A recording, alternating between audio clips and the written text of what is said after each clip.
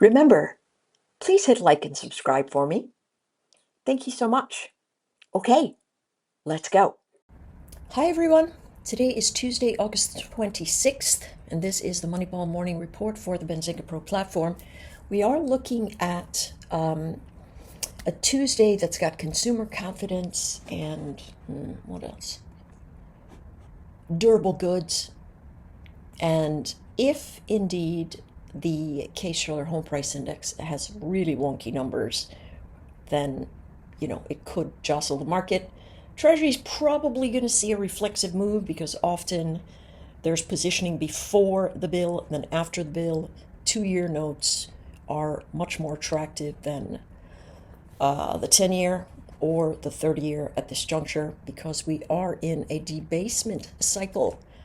I know that's weird. Look it up if you care, and you'll see what that is.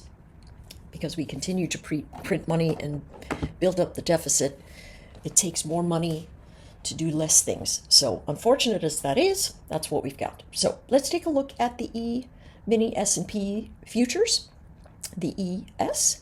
And what we are noticing is that, as I mentioned yesterday in our Hive meeting, that this number at 64.62, which was up here in the middle of this candlestick formation, is the one that we wanted to watch to see if it holds, right? Old support, new resistance, breaks down nice and tidy. I know some of us try to take a position somewhere around the higher edge of the range, but that last 30-minute candlestick really gave us the order of the day. The Globex 30-minute candlestick, notice, we just hit the top of it right near that resistance, 6,463. That's still the line in the sand in terms of where buyers and sellers are going to flip strength. Right now, sellers have strength. Why? Trend in both moving averages are relatively down, but they are trying to hold a formation. Remember, my thought process is that we fill in the low volume node. This is called a bimodal distribution. It means that there's a lot of trading in one area and a lot of trading in another. And now we are simply moving from one area of high volume trading to very likely another area of high volume trading, value area high, 6,420. Once again, the VWAP is above the volume area, and that's because of this bimodal distribution. It's leveling out somewhere in between. Would not be surprised to test this, and indeed we did in the overnight.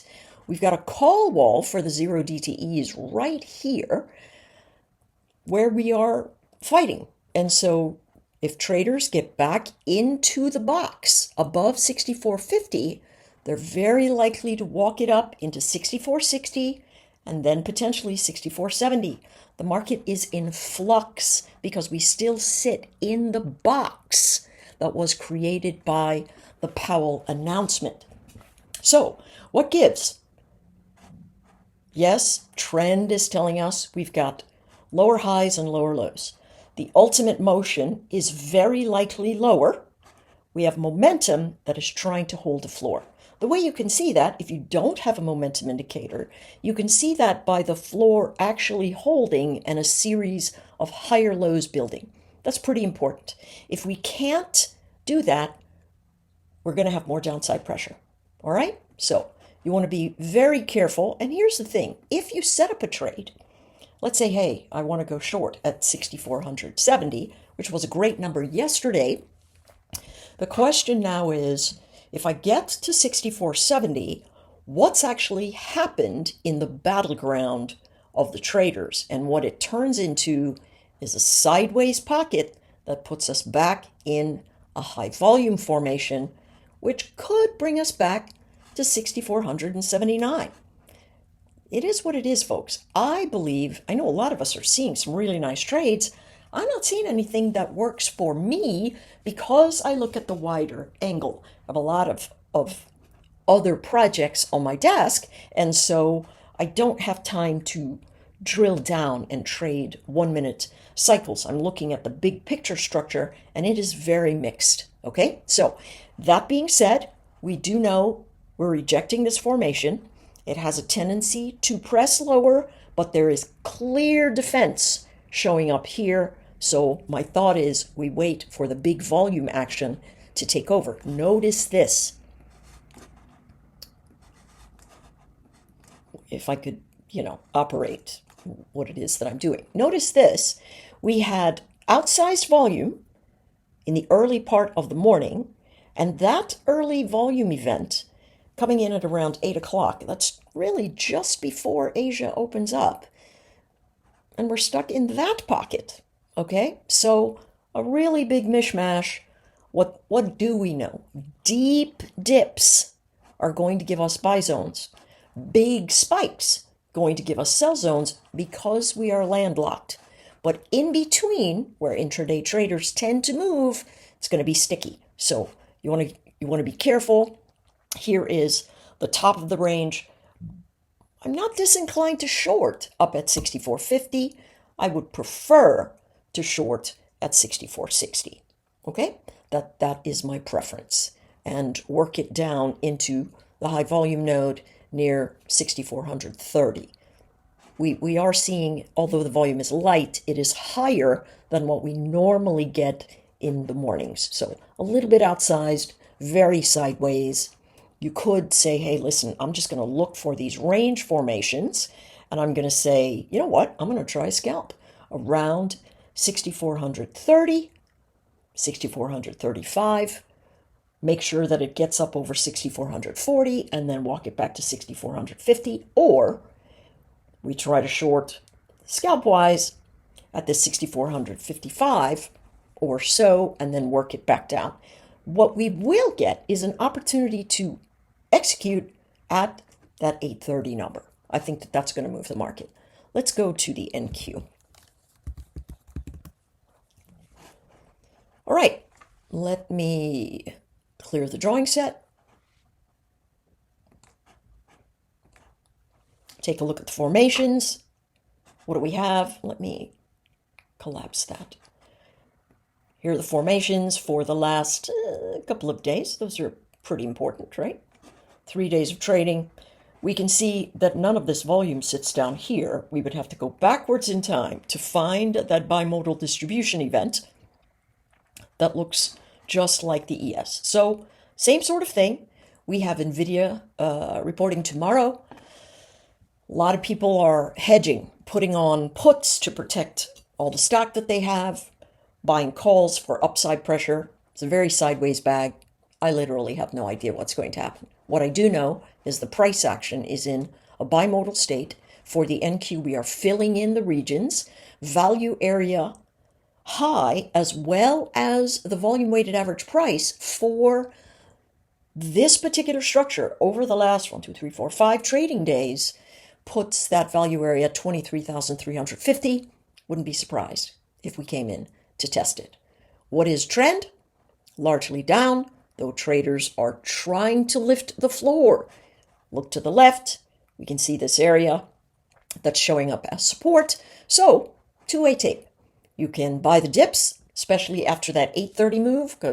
Move to your 1 minute chart, see how it holds these ranges, and then you can move up for those that are intraday traders that want to scalp.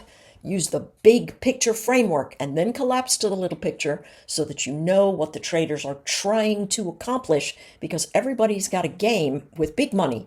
They're trying to shove price around.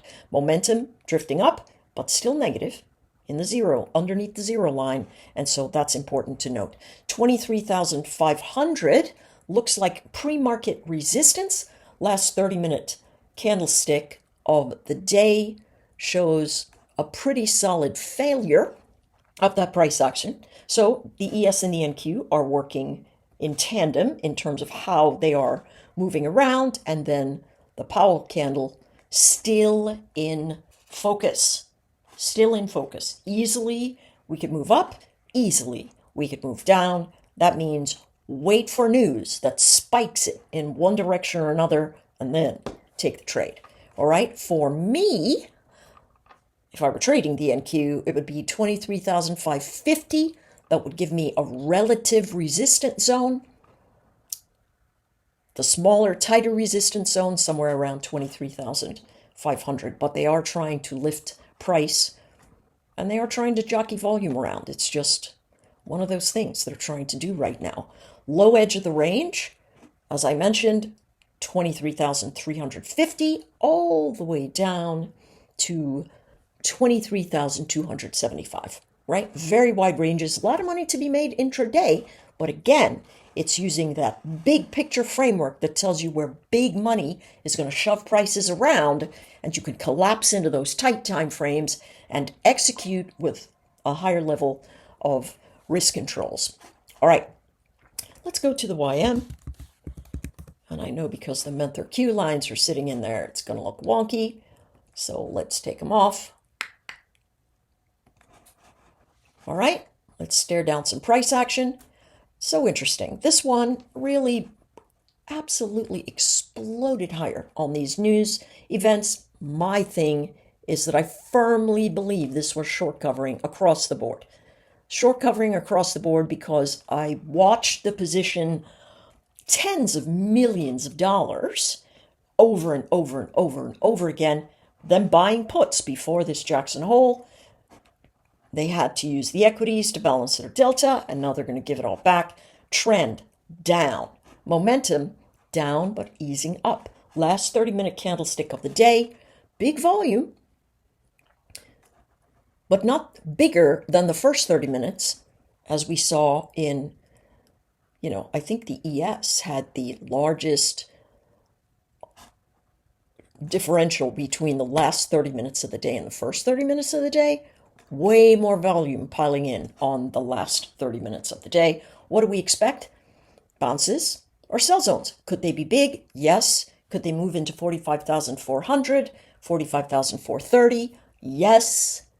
All of this price action here telling us they tried to form a ledge before collapsing. And so that area at 45,450-ish looks like relative resistance in the broad picture. Where could we go? Well, we already tested the volume weighted average price for the last 5 trading days. 1, 2, 3, 4, 5.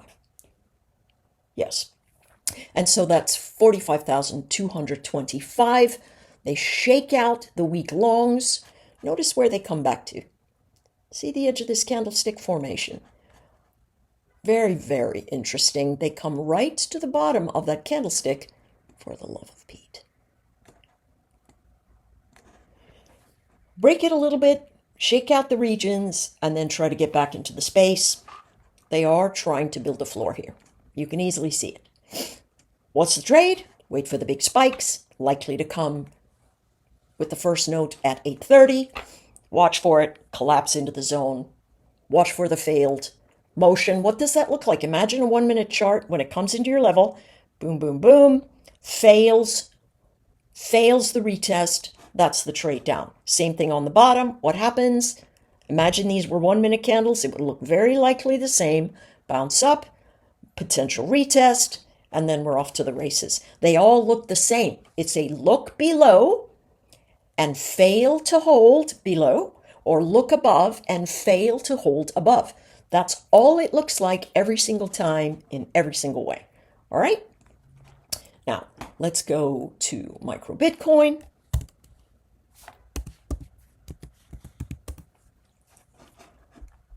This one is just doing perfectly. Perfectly. This is absolutely fantastic. This is doing exactly what I thought it would do, right? All the bounces are sell zones, all of them. High volume area, 9:30 candlestick, last 30 minutes of the day. First 30 minutes of the day. Last 30 minutes of the day, nope, 4 o'clock candle gives us the highest volume event. That's very interesting. 4 o'clock candle gives us the largest closing volume event. The last 30 minutes of the day gives us this higher pressure event. So that's what we watch, right? What did they do? They came into the first 30-minute candlestick. They've tried to get over it all night. Can't do it. Traders still trying to lift. But notice, high volume candlestick of the last 30 minutes, downward. What's the trade? Well, we can see that the trade is actually up here. The failed test of 110,600. As many of you know, I'm expecting this to lose 100,000 eventually, right? This is what I expect. So here is the Powell candlestick. It's very far away, right? They've already broken it. Point of control way up there at 112,000. We're done. Here's the big range of consolidation. Remember, accumulation of inventory, distribution of inventory at a premium or at a discount. That's all we're staring down, okay? They've lost the edge. We're going to go into the next support zones. We can't really see that unless we go to a 4-hour chart. And we're way down here at the bottom where this contract really started trading, trying to hold this edge. Now, does this look like a bounce zone? Yeah, I think they're going to try. Absolutely, I think they're going to try. I don't think they're going to succeed. So, if they're going to try, it means they're going to give us some kind of bounce zone. Where is that? Old resistance, new support.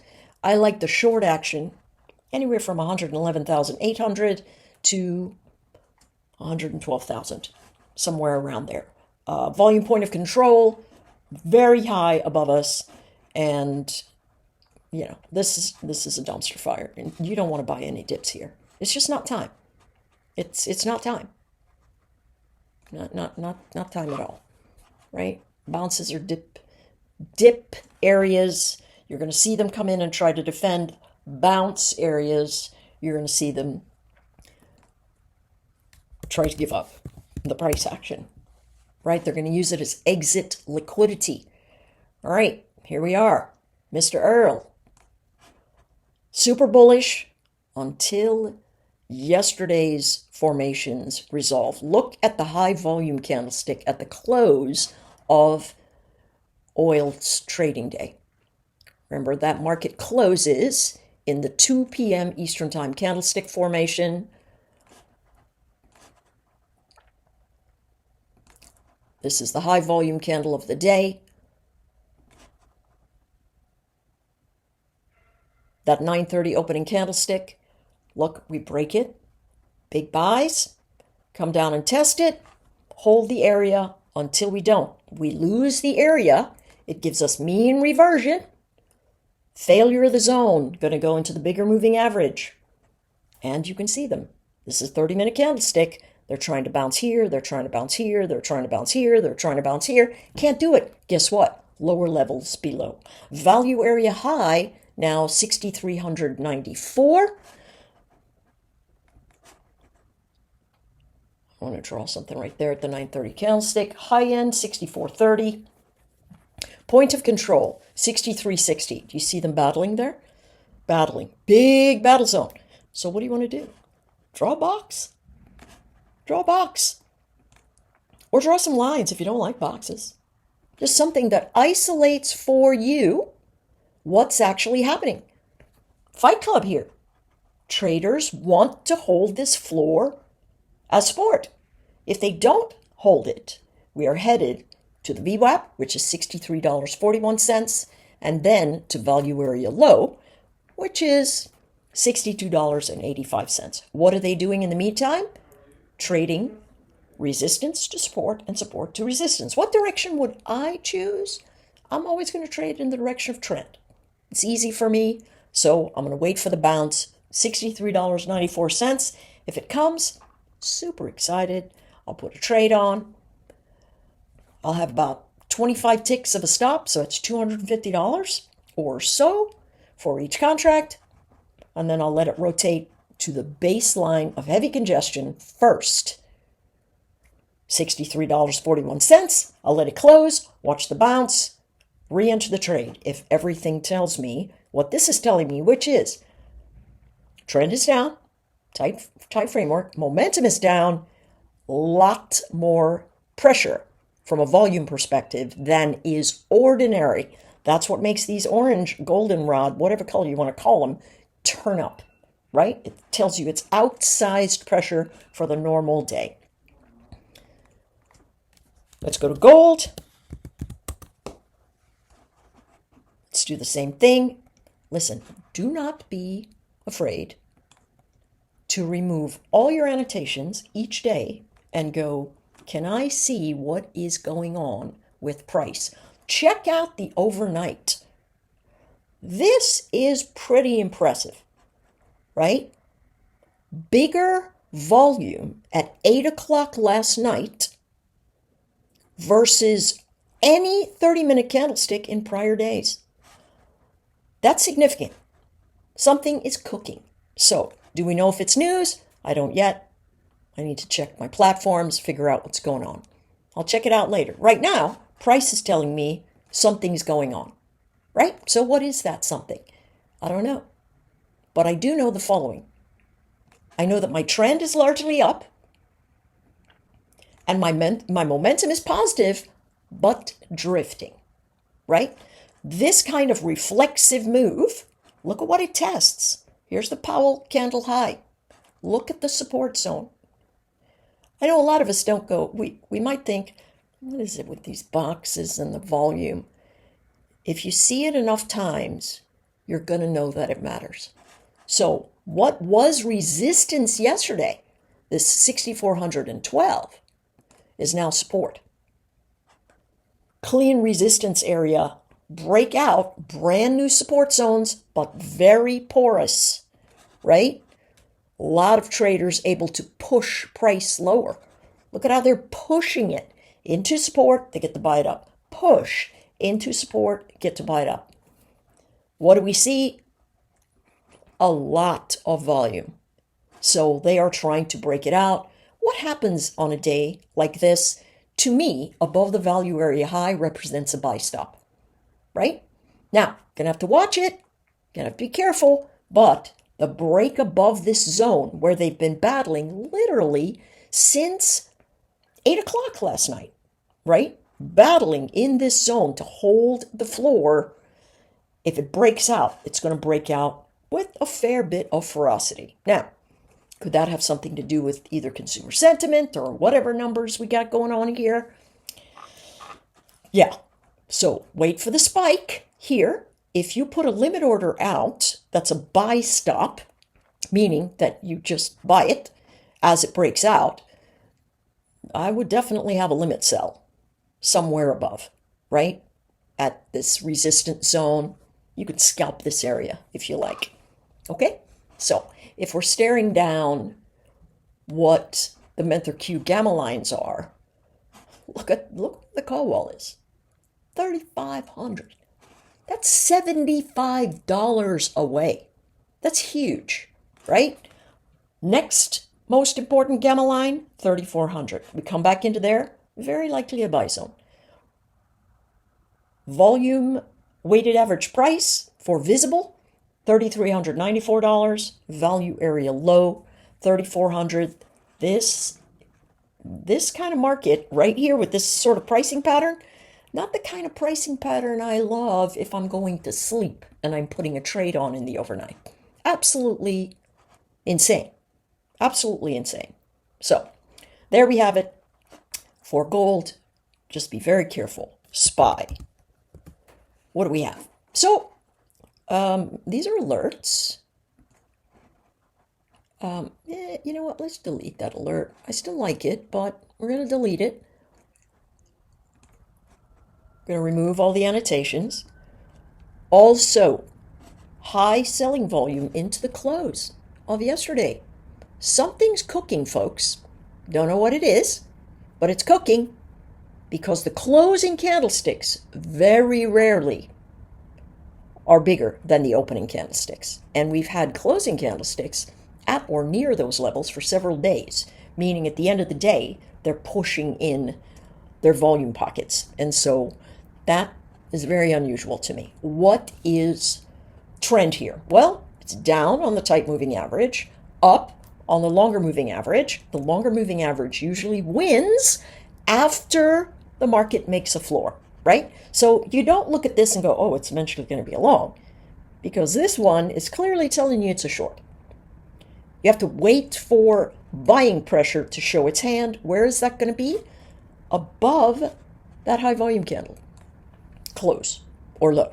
That's $642.50. I have sold the 641s and 647s from yesterday. And so today, I'm going to be closing those right at the open. And of course, I mean the option chains.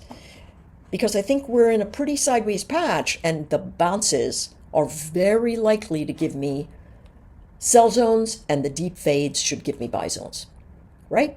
We are still in the middle of the Powell candle. Everywhere but Bitcoin, this is true, right? Well, not oil, but we are seeing those great big motions, commodities, not really playing along with that, but the main indices would not be surprised to see us come all the way in. But again, wait for the reflexive bounce in the cross current, short the high, reflexive dip in the cross current, buy the low.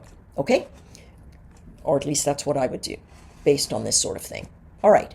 Take care, everyone. I'll see you on the streams.